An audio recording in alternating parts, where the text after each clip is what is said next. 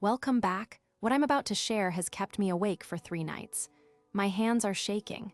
I've wrestled with publishing this, but you deserve the truth. Station Helios 9 isn't conspiracy theory, it's erasure. A classified facility. A crew gone without a trace. Someone is working desperately to ensure you never know they existed, and I'm going to show you why. I found this completely by accident. I was doing what I do regularly, going through declassified astronomical data from the Chandra X-ray Observatory, night after night. Most people don't realize that buried inside those massive public datasets are readings that simply don't add up. Anomalies, things that don't fit the official narrative. On a Tuesday evening in October, cold coffee growing colder in my hand and 3 monitors glowing in the darkness around me, I found something that made my stomach drop straight through the floor. A signal, unmistakable, undeniable. There was a gravitational event signature, unmistakable, undeniable, approximately 340 kilometers above Earth's surface. Not deep space, not some distant galaxy. Above, our planet. The coordinates placed it in a polar orbit trajectory, the exact kind of trajectory used for classified surveillance and research installations. The kind of orbit that certain agencies use specifically because it's harder to track from the ground, harder to monitor, harder to see. When I plotted those coordinates on my screen, when the data crystallized before my eyes, my blood ran cold. Because I understood what I was looking at. And I knew, with absolute certainty, that someone didn't want me to find it. I cross-referenced that gravitational anomaly against independent atmospheric monitoring data from 3 different universities. One in Norway, one in New Mexico, one in South Korea. All 3 had logged something strange that same night. Unusual electromagnetic pulse signatures, brief but violent disruptions rippling through the upper ionosphere. When I saw those 3 independent confirmations lined up before me, I realized this wasn't an error. This was real. And it had witnesses, multiple witnesses, institutional witnesses. The Norwegian team published their findings. Then, 6 weeks later, the paper vanished, retracted with no explanation, no notice to the scientific community, no clarification. Just quietly withdrawn as if it never existed.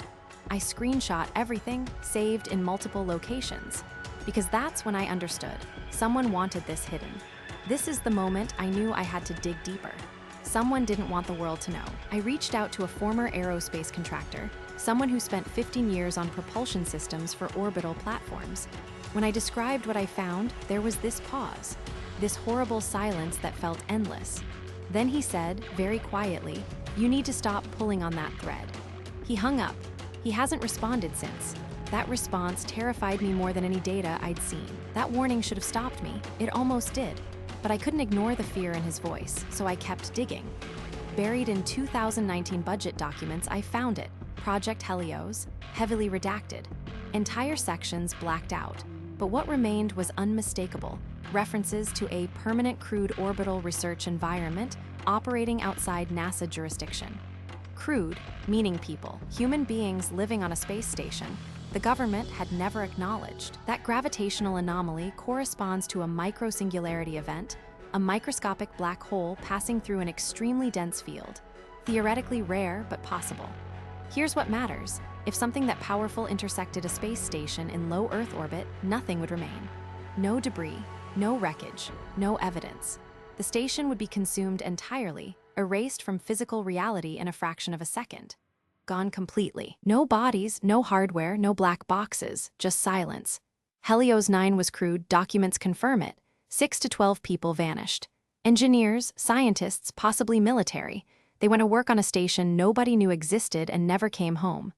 Their families received cover stories, training accidents, classified missions, no graves, no memorials, no acknowledgement they ever left Earth.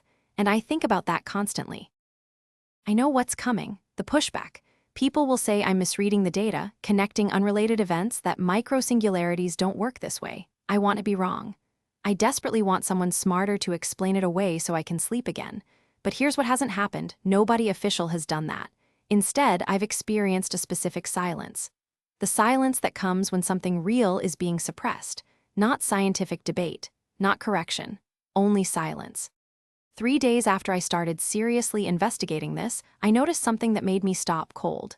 My website traffic analytics revealed repeated access attempts, systematic, deliberate, routing through government infrastructure. Now, I'm not saying that definitively proves anything. I'm saying it's documented. I'm saying I noticed it. And I'm saying it's not the kind of coincidence that happens randomly. The pattern was consistent, unmistakable. The access timestamps correlated precisely with my most detailed investigations. I submitted Freedom of Information Act requests about Project Helios. The response was a masterpiece of opacity. The government claimed all records were classified under national security exemptions. They could neither confirm nor deny the files even existed.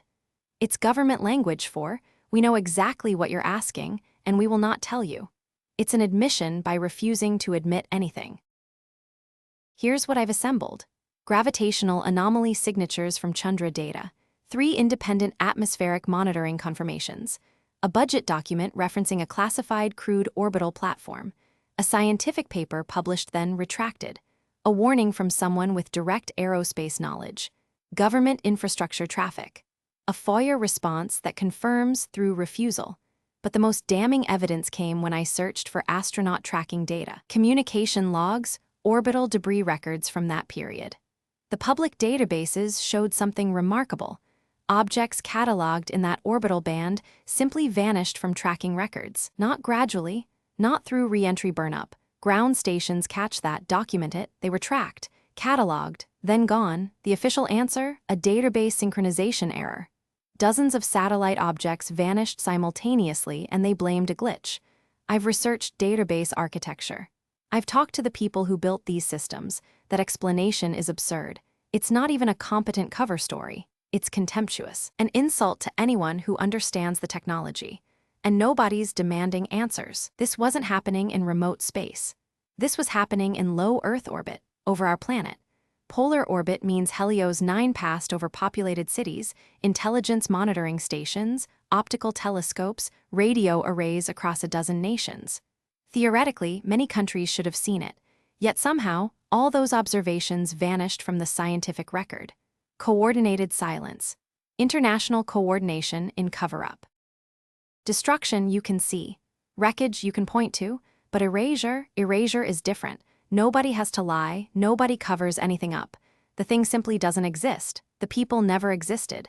The mission never happened. It's not suppression, it's deletion, complete removal from reality. A space station is small compared to the void. 12 people is smaller still. A singularity erases perfectly. No investigation required, no confession necessary. Just gone.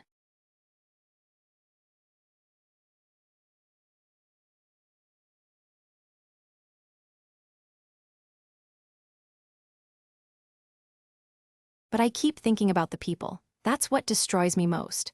Somebody's spouse went to work that day on a station they couldn't tell anyone about. Their partner never came home. An accident during classified operations. No funeral, no flag ceremony, just absence and official silence. A child had a parent who worked in space and they'll never know what happened. They'll only know their parent disappeared. And the government knows exactly who they are, exactly how many there were, exactly what happened. And they're choosing silence. I know speaking carries risks. My website traffic might change. My presence might become complicated. Truth has consequences I can't predict. But silence is a choice. Every time I don't share what I've found, I'm letting this story disappear. I'm letting those people remain erased.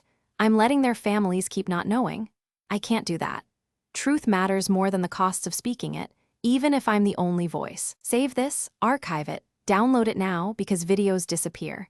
Channels get flagged. Content vanishes. I've seen it happen. Screenshot the timestamps. Pull the Chandra data yourself using the coordinates in the description. Find that Norwegian atmospheric monitoring paper and its retraction. Verify independently. Don't trust me. Check it. Share what you find. Public awareness stops institutional erasure.